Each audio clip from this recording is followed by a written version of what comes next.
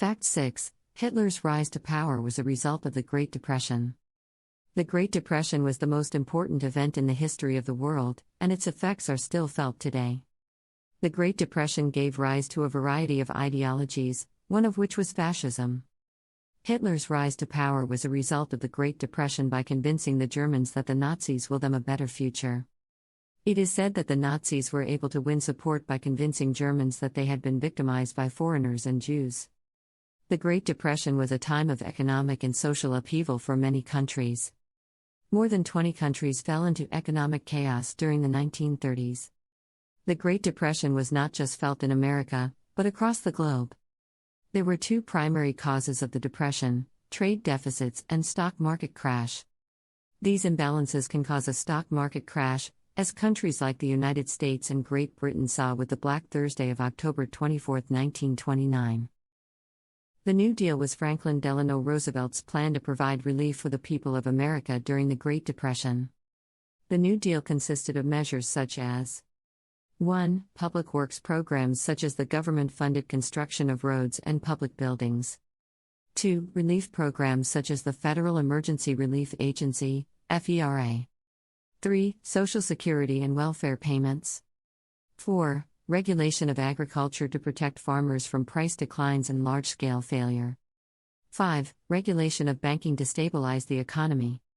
6. Creation of small business agencies like the U.S. Small Business Administration.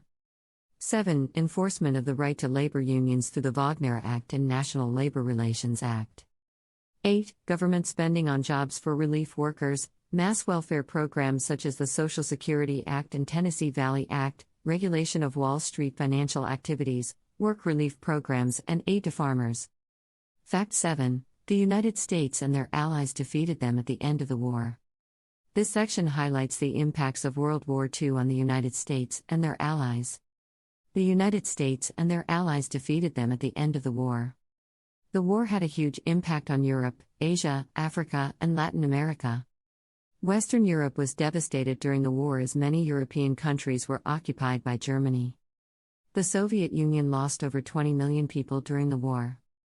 In 1943, Russia was able to liberate itself from German pain and gain control over Eastern Europe. The war had a major impact on Western Europe as the economy in Western Europe was severely damaged. Germany, Italy, Japan, and France were all forced to help rebuild their economies at the end of the war. German-occupied countries like Poland and Russia had to help rebuild their economies as well. The war had a major impact on the United States as well. The U.S. came together and helped win World War II because they knew their freedom was at stake if they lost. Many Americans had family or friends fighting in Europe, making it important for them that they do their part. The United States went to war with Europe in 1941 because the Axis powers were trying to take over all of Europe. This would have been catastrophic for the free world, so America and its allies fought back. The Americans were fighting to protect their values, which would have been jeopardized if the Axis powers had won. The Axis powers went to war because they felt that their way of life was being attacked. Fact 8. Germany became a democracy after the war.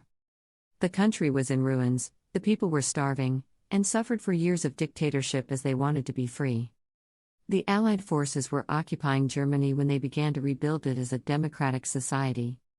The Allies created a new constitution that would establish a democracy based on human rights and equality before the law. The Allies also helped create political parties and encouraged Germans to vote for them in elections. This is a sort of parody of the voting process. Pollsters. We've got to make it easier for people to vote against their interests. The Nazis did that too. Eugenists, who believe in artificial selection and racial purity, were behind this movement. In a democratic society, we are all equal before the law. People who want to restrict the rights of minorities would be against democracy. This is a sort of parody of the voting process. Eugenists, who want to restrict the rights of minorities, don't care about democracy. People who want to restrict the rights of immigrants would be against democracy. Anarchists, who want to restrict the rights of minority groups, don't care about democracy. Fact 9. The end of World War II saw the United States and their allies occupying Germany. This section is about the end of World War II, which was a global military conflict that took place from 1939 to 1945. The war began when Nazi Germany invaded Poland on September 1, 1939. The Allies consisted of France and Great Britain, as well as the Soviet Union after 1941. After 6 years of fighting, Nazi Germany surrendered to the Allied forces in 1945.